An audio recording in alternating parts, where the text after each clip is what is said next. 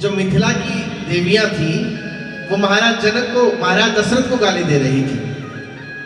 राम जी पाणी ग्रहण संस्कार कर रहे थे, विवाह की फेर ले रहे थे विवाह में।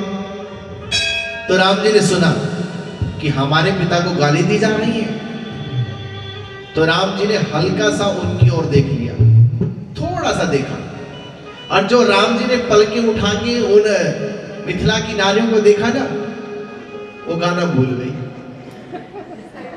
और वहां वर्णन आता, गोस्वामी जी लिखते हैं कि वो नारियां जो भगवान श्री राम के पिता को गाली दे रही थी, राम का रूप निहारत ही सुध भूल गई गावन वारी।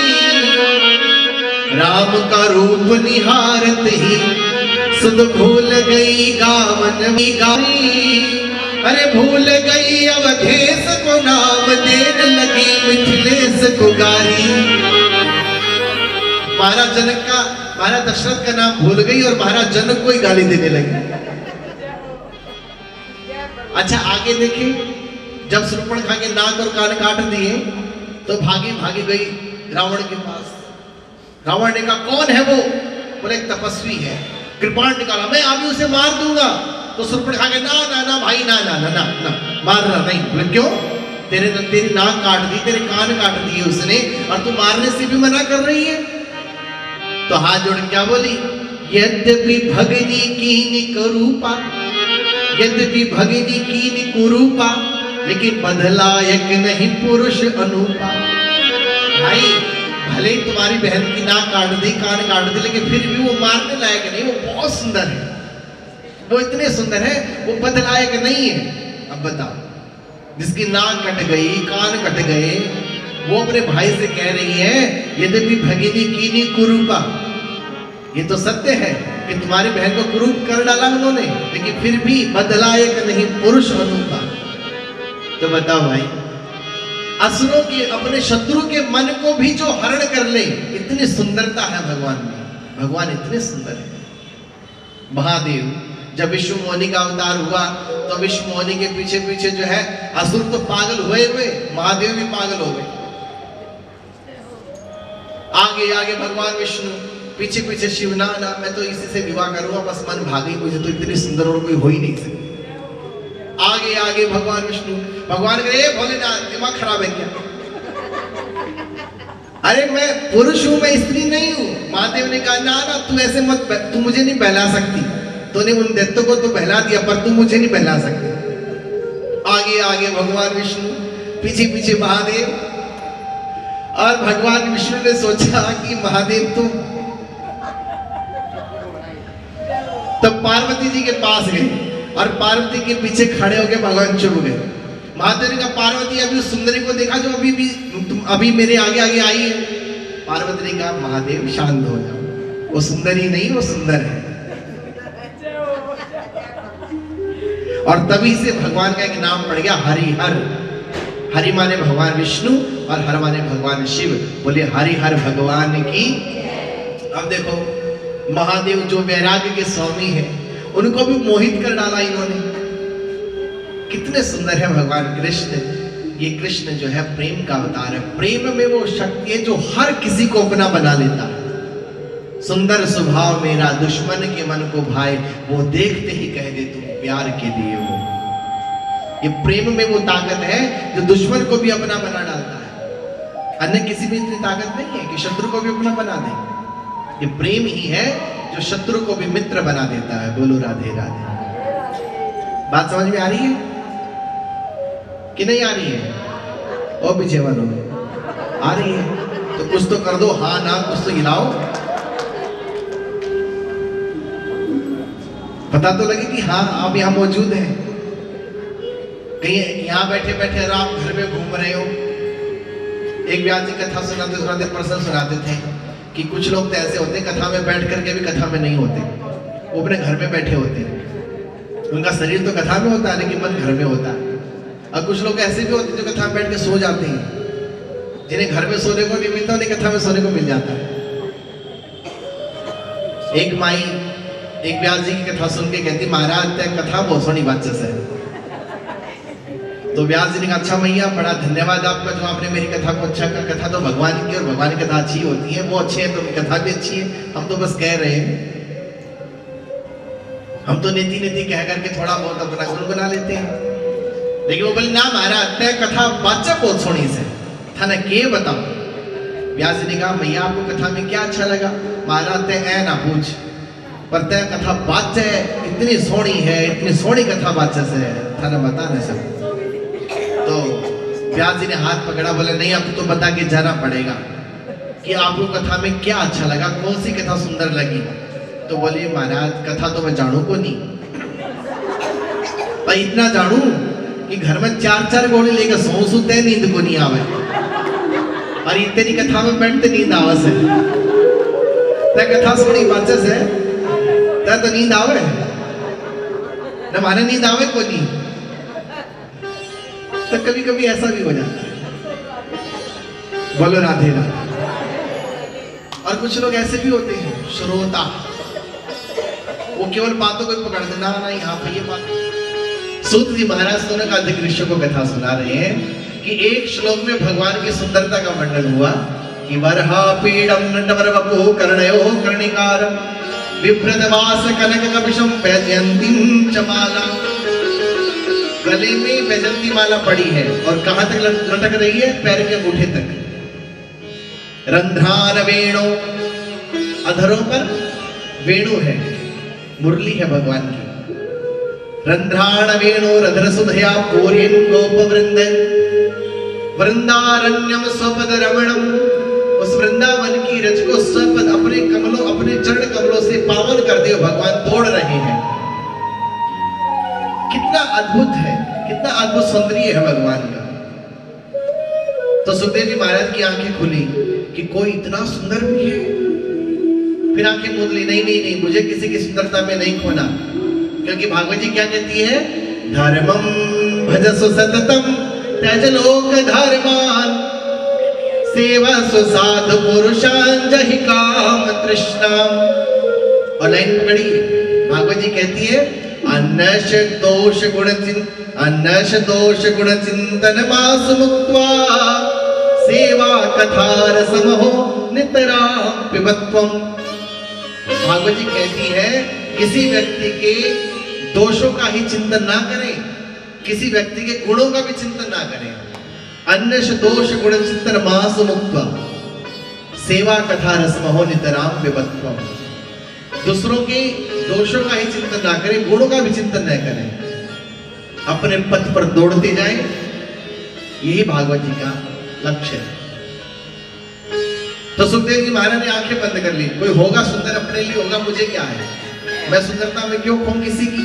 फिर आंखें मूंद ली और फिर दूसरा श्लोक गुनगुनाया वेद व्यास जी के शिष्यों ने, जिसमें भगवान की करुणा के विषय में कहा गया था। अहो वकीयम स्तनकालकूटम जिघांसया पायदाप साध्वी। अहो वकीयम, अरे देखो देखो उस पूतना को जो अपने स्तन पर विष लगाकर के आई थी कृष्ण को मारने के लिए, और उस मारने आई हुई उस स्त्री को भी भगवान ने तार दिया, उससे शत्रुता नहीं की भगवान ने। अहो वकीयम स्तनकालकूटम जिघांसया पायदाप्य साध्वी लेभे गतिं धात्रीं चितां ततोन्यं कं वा दयालुं शरणं व्रजेम। धात्री, धात्री माने अपनी मां को भी वो गति बाद में देते हैं कृष्ण, जो गति उस पूतना को प्रदान करते हैं भगवान। पहले पूतना को गति प्रदान की है, वो सदगति दी है जो अपनी मां को भगवान ने बाद में दी है।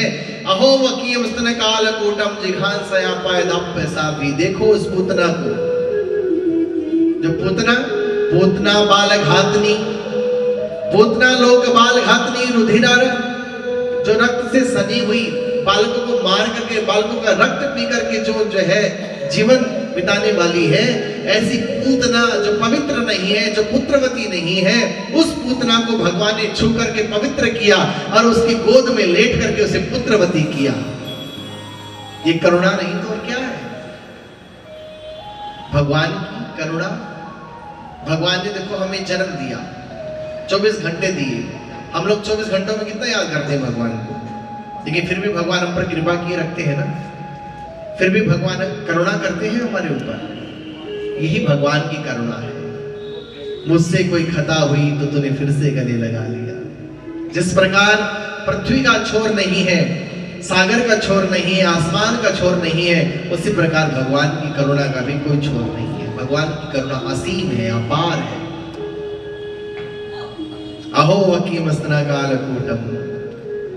और श्री सूत जी महाराज कहते हैं कि हे ऋषियों, जब उन सुखदेव जी महाराज ने भगवान की करुणा के विषय में सुना तो फिर अपने आप को रोक नहीं पाए और उठ करके खड़े हो गए और कहने लगे, भाई तुम कौन हो, कहां से आए हो, और ये श्लोक जो तुम गा रहे हो ये तुमने कहां से सीखे हैं, किसने सुनाए तुम्हें ये? तो उन्होंने कहा, ये श्लोक हमें आपके पिता ने सुनाए, श्री वेद व्यास जी महाराज ने। क्या और भी है? बोले हाँ, 18,000 श्लोक हैं ऐसे। क्या मुझे मेरे पिता ये सब सुनाएंगे? बोले अवश्य, आप चलो तो सही।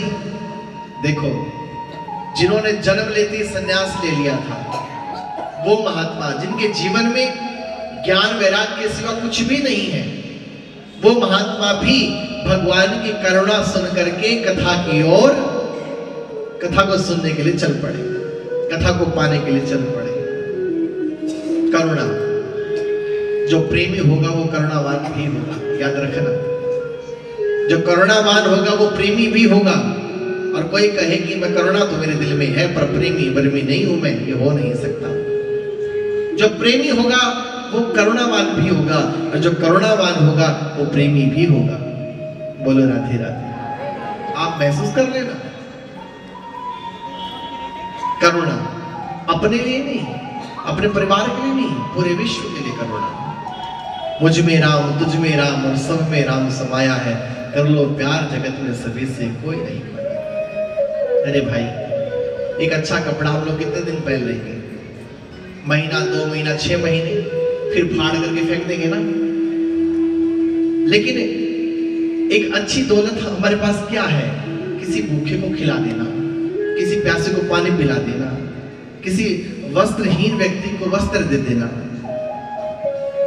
काम आओ लोगों के, क्योंकि आदमी यूं तो आदमी है सभी, आदमी वो जो आदमी के काम आए, जिसके आने से इस चमन की रौनक हो और जिसके जाने से उसकी मर जाए कोई याद नहीं करेगा। दुनिया में मरने के बाद 2 ही चीजें रहती हैं, या तो चित्र रहता है या चरित्र रहता है। किसी की तस्वीरें लटकती रहती दीवारों पर, बस तस्वीर ही लटकती है और कुछ नहीं। और किसी का चरित्र लोगों के दिलों में छाया रहता है। वे बड़ा व्यक्ति, बड़ा अच्छा व्यक्ति था, बड़ा सामाजिक व्यक्ति था, बड़ा आध्यात्मिक व्यक्ति था, बड़ा प्रेमी व्यक्ति था, बड़ा श्रद्धालु था। दुनिया में मरने के बाद 2 ही चीज रहती हैं, चित्र और चरित्र।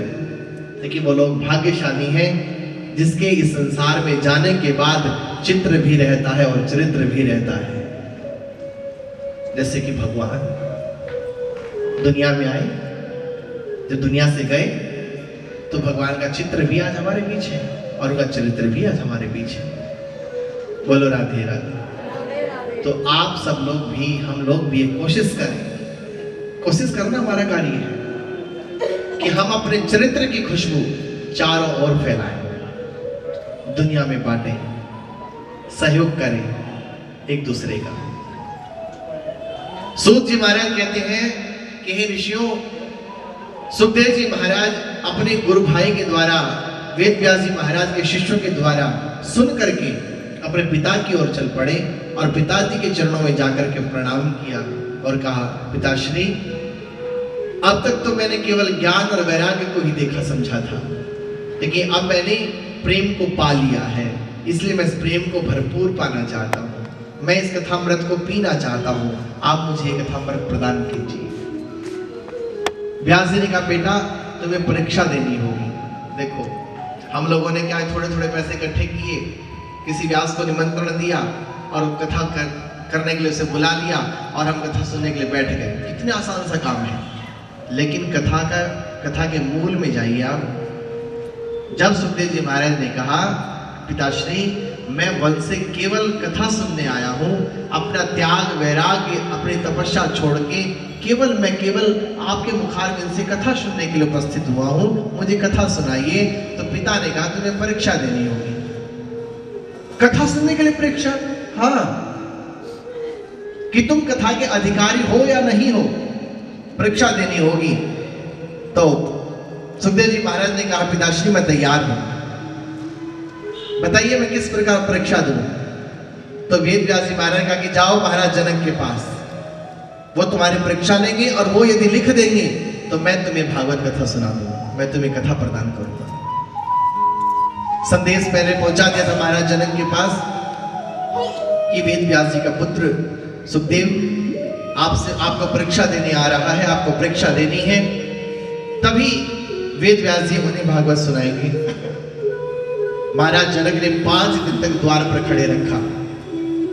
5वें दिन द्वारपाल को बुला के पूछा, उस योगी के मुख की मुद्रा कैसी है? द्वारपाल ने आश्चर्यचकित होकर कहा कि महाराज मैंने ऐसा महात्मा पहले कभी नहीं देखा, ऐसा व्यक्ति मैंने कभी पहले नहीं देखा। 5 दिन पूर्व जिसके मुख पर जो मुद्रा थी, जो मुस्कुराता हुआ चेहरा था, आज 5 दिन हो गए हैं वैसी ही मुद्रा, आज भी वही मुस्कुराहट लिए हुए वो यूं का यूं ही खड़ा है, ना भोजन किया है ना जल पिया है, 5 दिन तक यूं ही खड़ा है। महाराज जनक दौड़े और दौड़ करके चरणों में लेटने लगे। सुखदेव जी महाराज ने उठा कर गले से लगा लिया। महाराज आप तो विधेयराज हैं, आप तो भक्ति के पिता हैं, आप तो वैदेही के पिता हैं, आपका स्थान मेरे चरणों में नहीं, आपका स्थान तो मेरे हृदय में है। महाराज जनक ने लिख दिया कि भागवत का असली अधिकारी कोई है, भागवत जी का परम अधिकारी कोई है तो वो केवल सुखदेव जी महाराज हैं, दूसरा कोई नहीं है। भोजपत्र पर प्रमाण पत्र लेकर के पहुंचे पिताजी के चरणों में, रख दिया। पिताश्री ये मेरा प्रमाण पत्र है, मेरा सर्टिफिकेट, सुनाइए कथा। आज एक पिता ने अपने पुत्र को कथा सुनाई है। देखो भागवत में इतने अद्भुत अद्भुत चरित्र हैं। जैसे कल की कथा में हम लोगों ने सुना कि गोकर्ण जी ने अपने पिता को ज्ञान दिया, आज एक पिता अपने पुत्र को ज्ञान दे रहा है। कल की कथा में सुनेंगे कि एक पति ने अपनी पत्नी को ज्ञान दिया और एक पुत्र ने अपनी माँ को ज्ञान दिया। माँ अपने पुत्र से सब कुछ स्वीकार कर लेती है लेकिन कभी ज्ञान स्वीकार नहीं करती। उसका बेटा चाहे जो कुछ बन जाए पर उसके लिए तो उसका वो बेटा ही रहेगा। लेकिन कल की कथा में श्रवण करेंगे आपकी एक माँ ने अपने पुत्र से ज्ञान लिया। इसी का नाम कथा है, इसी का नाम भागवत है। बड़ा अद्भुत चरित्र है। पिताजी ने भागवत सुनाई है और सुखदेव जी महाराज सुनकर के तृप्त हो गए हैं और फिर आनंद में भर करके आनंद से और प्रोत होते हुए वन में भ्रमण करने लगे, भगवान का नाम गाने लगे। जो ज्ञान में रस नहीं था, जो वैराग्य में रस नहीं था, वो रस अब कथा सुन करके आने लगा। और आप भी सोचना, जो रस आपको ज्ञान में नहीं मिलेगा, जो रस आपको वैराग्य में नहीं मिलेगा, वो रस आपको कथा में मिलेगा। क्यों? क्योंकि कथा सीधा भगवान से मिलाती है। भगवान से मिलेगा केवल एक ही रास्ता है, वो भगवान की, बोलो ना, भगवान की कथा। और कथा सुन करके यदि भगवान द्रवीभूत नहीं हुए तो मैं कहता हूं कह देना फिर भगवान से, प्रभु आज से आपका और हमारा रिश्ता खत्म। भगवान कहेंगे ना ना ना ऐसा ना कर, और फिर भक्त की मर्जी होगी, भक्त की अर्जी होगी और भगवान कृपा करेंगे। कैसे? जैसे भक्त ने गाया क्या, प्रभु यदि आप हमारी करुणा को, आप हमारी भक्ति को देख करके, आप हमारे प्रेम को देख करके हे करुणावान करुणा नहीं बरसाओगे तो याद रखना हमारी बार कर निकले, हमारी बार कर निकले, मदन मोहन सनम झूठे,